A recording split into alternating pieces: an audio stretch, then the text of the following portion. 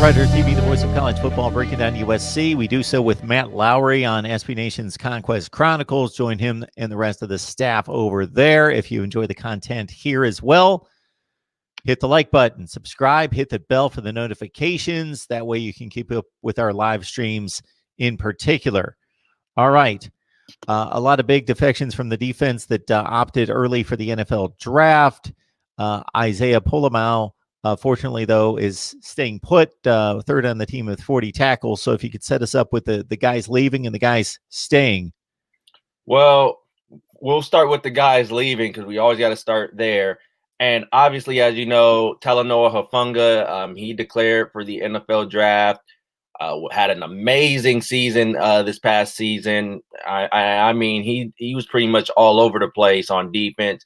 You know, lined up at outside linebacker, lined up at free safety, lined up. You know, he showed his versatility on defense. However, as everyone knows, the NFL draft was looming. And we knew he wasn't going to pass up that opportunity. You know, he potentially could be a first-round pick, could fall in the first round, maybe early second round, but he ends up leaving, as well as Elijah Vera Tucker, who leaves a void at that tackle position.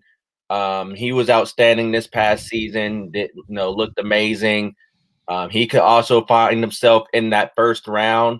I mean, especially with no NFL combine, you're gonna have to rely on the pro day as well. So he could end up in the first round. And Amon-Ra St. Brown, another outstanding receiver, who had an outstanding season. He opted to declare early, as well as Tyler Bonds, who opted to skip, taking an extra year of eligibility. As you know, he was a senior coming into this season. He could have went to the NFL draft after last year, opted to come back, played this year, and he had a chance to stay for another year. Granted, all seniors were allowed to return for the next season. He decided, you know what, I'm gonna go ahead and go to the NFL draft, which is understandable. And then Marlon Tuipulotu, who also was on that defensive tackle, had an outstanding season, ends up declaring as well. So another hit to the offensive, or not offense, to the defensive line. And as we all remember, Jay Tolafele, who opted out of this of playing this season due to COVID-19 and decided he wanted to prepare for the NFL draft. He opted before when USC decided, or not USC, but when the Pac-12 said they were going to not play this year, he opted out.